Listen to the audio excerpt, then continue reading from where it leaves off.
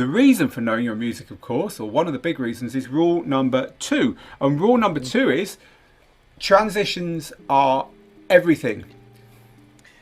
Listen, I have done events that I played for an hour, and I'm watching people's face and they are absolutely exhausted and wanting to leave the floor. But the reason why they can't is they can't tell when one record ends and another one comes in because of the transitions. And that was my job. My job was, I want to keep you on the floor.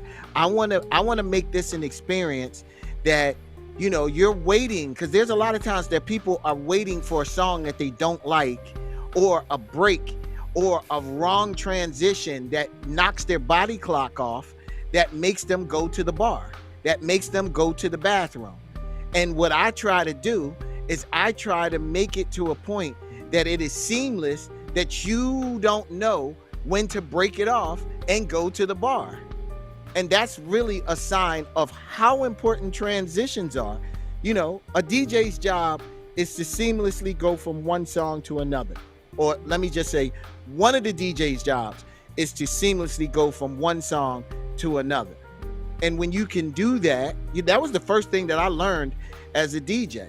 How can I go from this record to this record and not make people stop?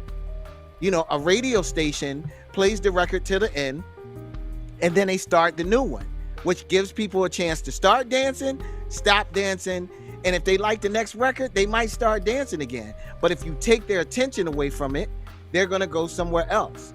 But with a very, very good transition, you're keeping people stuck on the dance floor. Jeff, is there also a case for, if you are very competent at transitions, you can play a wider variety of music? So you're not looking for a track that will mix well with the track that you're currently playing, which might be boring, but instead you're saying what's the right track to play next, and yes, being confident that you know how to transition. So therefore you're not as constrained by your lack of skills. And I also think that, you know, and this was a something that I have been saying for a while. The gems at the end of the night are not the songs that everybody expects. The gems are the songs that they didn't expect. The gems are the surprise that you gave somebody. I got everybody on the dance floor.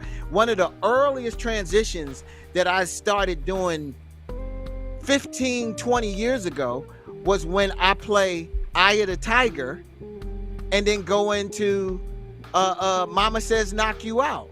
But I've dropped Eye of the Tiger and gotten looks at people like, this is a hardcore hip hop party.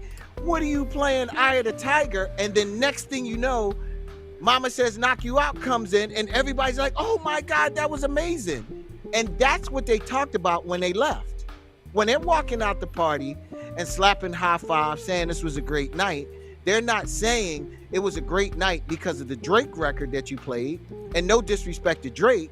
They're saying it about the curveball that you played, about the record that I did not expect. So I always encourage, you know, sometimes find that record that people aren't going to expect. Now, it's okay to find a record. The transition makes it work. Because you can find the record, and if you do it wrong, it's going to be a bad night. If you do it right, that's what they're going to talk about. And that is a big, big part of what this course teaches